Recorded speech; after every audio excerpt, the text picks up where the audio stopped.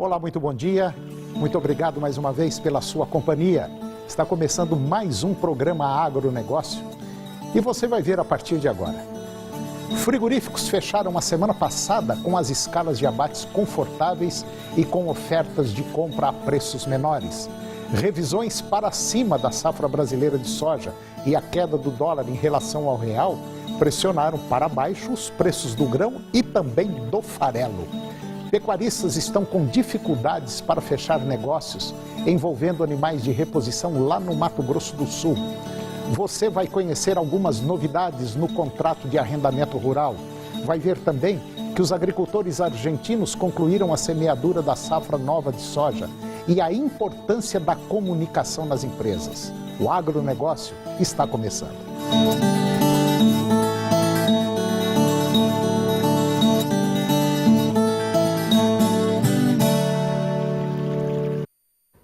Na última sexta-feira, dia 2, os frigoríficos estavam com as escalas de abates confortáveis e com ofertas de compra a preços menores.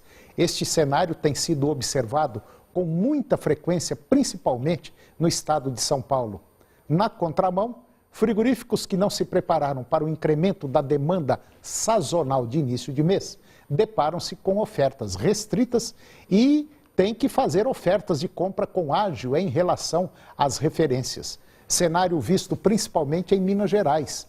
Apesar desses ajustes, o cenário predominante é de estabilidade. Na última semana, a cotação média da arroba do boi gordo, considerando as praças pesquisadas pela Scott Consultoria, caiu 0,5%. Na primeira quinzena de janeiro, as revisões para cima da safra brasileira de soja e a queda do dólar em relação ao real pressionaram para baixo os preços do grão e do farelo de soja no mercado interno. Segundo o levantamento da Scott Consultoria, em São Paulo, a tonelada do farelo foi comercializada em média R$ 1.095 sem o frete. Já na segunda metade do mês, as preocupações com as condições climáticas lá na Argentina e os atrasos na colheita 2017-2018 deram sustentação aos preços do grão e do farelo de soja. O farelo fechou 2018, em janeiro de 2018, cotado em média R$ 1.107 por tonelada lá em São Paulo. Houve alta de 0,9% em relação a dezembro último, mas o insumo está custando quase 9% menos em relação ao mesmo período do ano passado. No curto e médio prazos, assim como para o milho, os preços do farelo de soja e da soja grão dependerão das condições climáticas e do avanço da colheita no Brasil.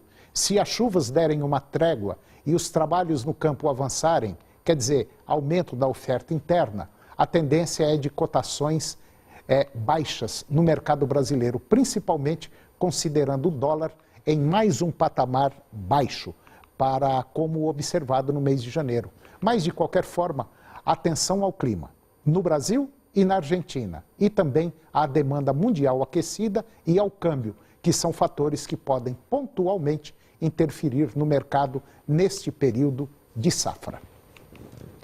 Pecuaristas estão com dificuldade para fechar os negócios envolvendo animais de reposição lá no Mato Grosso do Sul. O mercado do boi gordo não ganha força no fechamento de janeiro, a cotação da arroba ficou estável frente a dezembro. Este é o principal fator que não anima o mercado de reposição. Além desta falta de ímpeto dos compradores, a possibilidade de os vendedores segurarem os bovinos com baixo custo no pasto em função de melhor qualidade das pastagens, prejudica o progresso das comercializações. Nos últimos 30 dias, a relação de troca teve poucas mudanças. O poder de compra do pecuarista caiu na troca com o boi magro de 12 arrobas, uma queda de 0,4%. O garrote de 9 arrobas e meia caiu 0,1% e o bezerro de desmama 6 arrobas, uma queda de 0,6%. Já o poder de compra na troca com bezerro de 7 arrobas e meia aumentou 0,7%. No curto prazo, a tendência é de que as referências no mercado de reposição permaneçam firmes. E se a cotação da arroba do boi gordo não reagir, o poder de compra do invernista e do recriador pode continuar diminuindo. E agora vamos ver como anda o tempo para hoje no estado de Goiás. Nós teremos hoje, para a maioria dos municípios, pancadas de chuva de curta duração e pode ser acompanhada de trovoadas a qualquer hora do dia. Outros municípios terão nebulosidade variável, com pequena chance inferior a 30% de pancada de chuva. Nós vamos ter também pouco sol e muitas nuvens. São Miguel do Araguaia, 33 a máxima e 22 a mínima. Minasul, 32 a máxima e 24 a mínima. Posse, 30 a máxima e 22 a mínima. Aruanã, 33 a máxima e 22 a mínima. Cabeceiras, 28 a máxima e 22 a mínima. Itaberaí, 29 a máxima e 20 a mínima. Cristalina, 27 a máxima e 19 a mínima.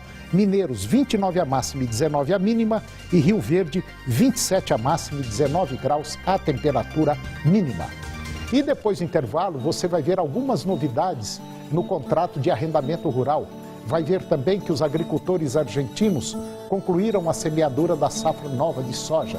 E você vai acompanhar a importância da comunicação nas empresas. Nós voltamos já.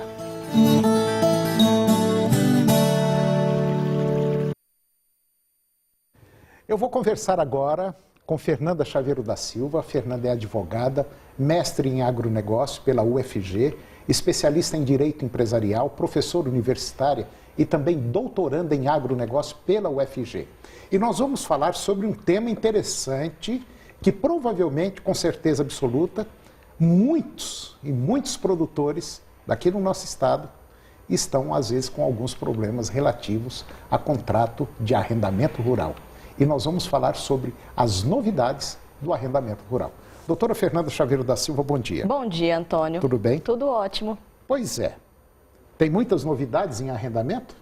Na verdade, seriam duas novidades, né? Em outros momentos, nós já comentamos sobre o arrendamento rural aqui no programa e verificamos que trata de realmente um contrato ali de aluguel. Você tem um imóvel rural e você cede esse imóvel rural para eu poder executar ali algumas atividades voltadas às questões agrícolas.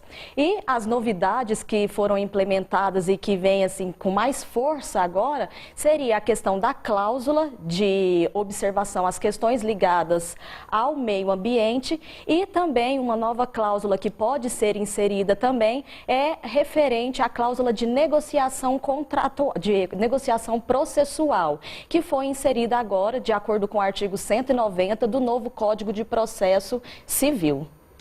Falando isso em português, o que significa isso? Em português falando, é que agora as cláusulas em relação à questão ambiental, elas vão vir com uma maior abrangência, porque antigamente as partes apenas colocavam, deve-se verificar, considerar a legislação ambiental. Agora o arrendador... Agora tem que especificar. Tem que especificar e o arrendador ele pode até, inclusive, inserir uma outra cláusula falando que a qualquer momento o proprietário, dono daquela propriedade ou um terceiro pode ir lá fiscalizar esse imóvel de forma contínua para verificar realmente se o arrendatário está cumprindo com essas questões ambientais. Isso é muito sério, hein? Sim. É muito sério porque, queira ou não, acreditem ou não, essa situação de meio ambiente está cada vez apertando mais o cinto. E quem fugir da linha corre o risco de ser multado e complicar a vida, né? E se essa multa, caso o arrendatário não pague, vai sobrar para quem? Para o dono da propriedade. Então, sempre é bom ele estar verificando se realmente está sendo cumprido com essa norma ou não. Bom, e qual é a finalidade dessas cláusulas? Seria essa fiscalização? A finalidade dessas cláusulas é trazer maior segurança jurídica às partes. Várias vezes nós também já comentamos, né, que um contrato ele deve ser bem redigido, deve ser, o conteúdo dele deve estar especificado de forma clara. O que a gente tem que ter em mente é que não adianta inserir várias cláusulas nesse contrato. Não importa a quantidade, mas sim a qualidade, para que todas as partes elas não tenham prejuízos. Então, a finalidade realmente é que essas partes elas não evitem processos, evitem com processos tramitando aí na justiça durante vários anos. Eu costumo dizer o seguinte, pode ser o seu pai, seu filho, escreva tudo certinho, para não ter problema, porque a gente está cansado de ver muita confusão, inclusive dentro de família, onde a gente pensa que às vezes não vai dar problema, é ali que mora o perigo. Doutora Fernanda, qual deve ser o conteúdo dessa cláusula ambiental ou da negociação, ou de negociação? A da cláusula ambiental foi, como nós já comentamos, sim, é poder especificar que agora o proprietário, o dono daquela propriedade, pode fiscalizar de forma contínua para verificar se o arrendatário está realmente cumprindo ou não com essas questões ambientais. E a cláusula de negociação processual, ela prevê que as próprias partes, elas podem negociar alguns atos processuais. Quando, por exemplo, existe algum conflito envolvendo esse contrato de arrendamento, caso alguma cláusula não for cumprida, alguém vai acionar o judiciário, vai entrar com um processo. E ali, dentro desse judiciário, existe um trâmite. Esse processo vai cumprir alguns procedimentos para que ele corra ali e, no final, tenha-se uma sentença. Agora, de acordo com esse artigo 190 do novo Código de Processo Civil, as partes elas podem inserir algumas cláusulas, podem negociar alguns atos processuais. Entendi. Então, por exemplo, eles podem pedir algum outro tipo de prova, eles podem negociar ou tirar a perícia, entendi, tudo que for direito disponível, entrar no acordo. Tá certo. Então tá bom. Se você deseja obter mais informações sobre esse tema, mande um e-mail para a doutora Fernanda, é fernandachaveiroadv@gmail.com. Doutora Fernanda, muito obrigado mais uma vez. Obrigada, Antônio. E até o próximo programa. Até o próximo. Obrigada. E depois do intervalo, você vai ver que os agricultores argentinos concluíram a semeadura da safra nova de soja e vai ter a importância, e você vai ver também a importância da comunicação nas empresas. Nós voltamos já.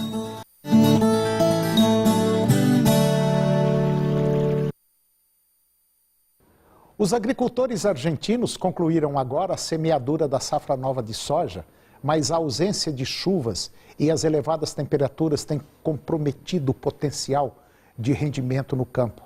E essa avaliação que foi divulgada agora pela Bolsa de Cereais de Buenos Aires, ao todo os sojicultores da Argentina plantaram uma área de 18 milhões de hectares para a temporada 2017-2018.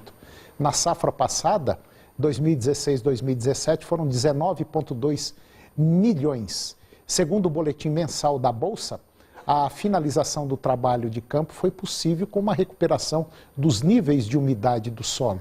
No entanto, grande parte das áreas já está em etapas consideradas críticas em relação ao potencial produtivo, enquanto as lavouras sofrem os efeitos das condições climáticas adversas.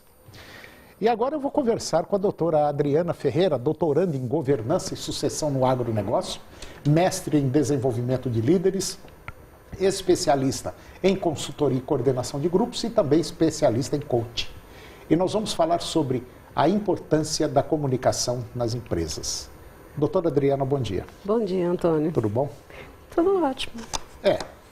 Uma das coisas que faz com que uma empresa, ou que um funcionário, ou que uma propriedade rural vai para cima ou vai para baixo, é a comunicação, é o jeitão de comunicar. Onde a maioria não se comunica. E como dizia o velho Chacrinha, se estrumbica.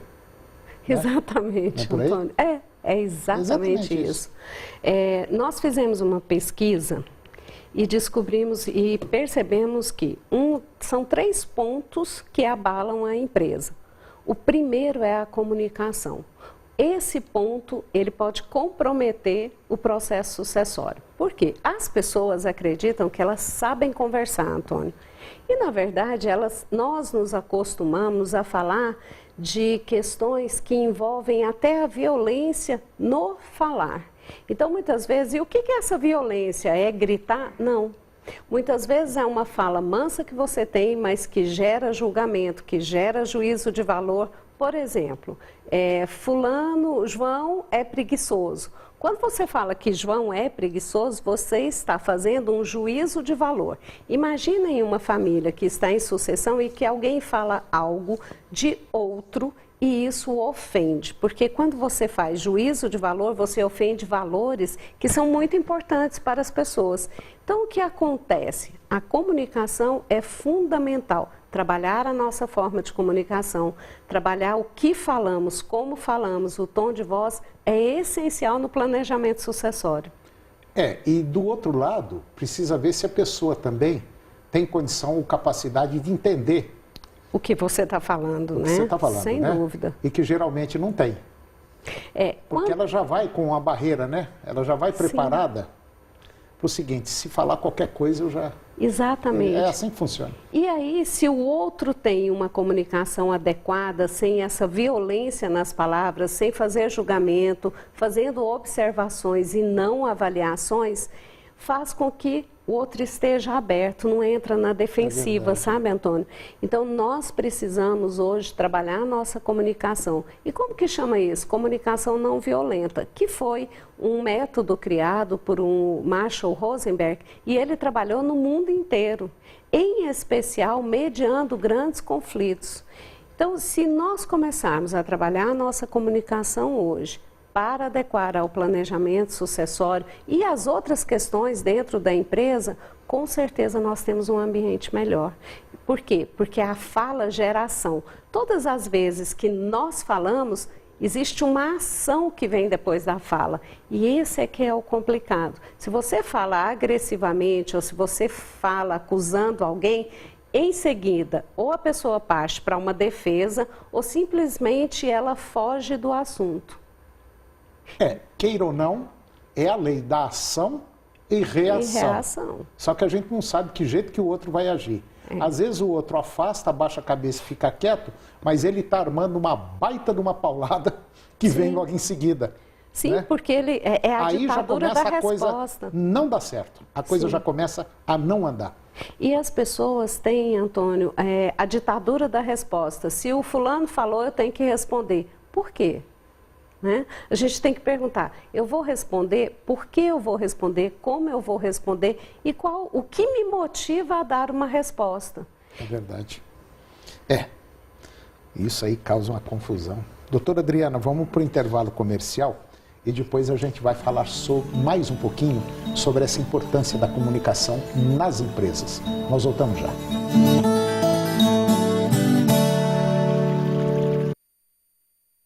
Eu estou de volta conversando com a doutora Adriana Ferreira e nós estamos falando da importância da comunicação nas empresas. Doutora Adriana, tem um ponto interessante que eu acho, é o seguinte, até estava falando agora nos bastidores aqui, às vezes você tem um funcionário e às vezes o funcionário não faz aquilo que você está querendo que faça e às vezes você não comenta com ele, não fala nada. Você vai acumulando aqueles problemas e vai adquirindo uma certa raiva da pessoa e uma hora você fala mais ou menos perto dele, ou para ele escutar, ou você nem quer que ele escute. Pô, esse cara é ruim de serviço, essa pessoa não serve, tá querendo me tapear, enfim, fala qualquer coisa. É aí que mora o perigo e é aí que a bomba explode. Exato. E isso é muito comum, né? As pessoas, elas não conversam a tempo. E tem medo. Tem medo da fala. E é exatamente o contrário, a gente não pode ter medo. E tem algumas dicas para isso não acontecer, Antônio. A primeira delas, observe as questões sem julgar, sem avaliar. Então, se o seu funcionário está fazendo algo errado repetidamente, primeiro, analisa se a informação correta chegou para essa pessoa. Analisa se ele entendeu o que você falou. Porque tem momentos que a gente fala e o outro realmente não compreende.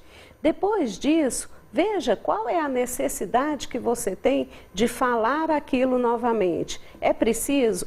Então, olha para essa necessidade e olha o sentimento que está movendo você. Se você observar isso, a raiva diminui. Porque você vai entender o que está acontecendo. E não vai ter conflito. E outra, você aprende a falar com ele no momento certo. As pessoas que deixam esse acúmulo de emoções e que depois ela vem na comunicação de uma forma muito ríspida, elas têm conflitos o tempo inteiro. Então é melhor falar e conversar, mas conversar de uma forma ideal. Ao contrário de dizer o trabalho que ele faz é uma porcaria, você pode dizer, olha, o trabalho que você está hoje fazendo, ele não atende àquilo que nós combinamos que deveria ser. É mais difícil, Antônio, sem dúvida nenhuma, trabalhar a comunicação, falar de uma forma melhor com o outro, tendo empatia, compaixão e generosidade, dá trabalho. Um dos problemas quando a gente fala também é falar para uma pessoa, ele ouve, mas não entende. Sim, sim, entendeu? E é comum isso. E isso tá assim, ó, cheio. Você fala, explica, mas ele não entende.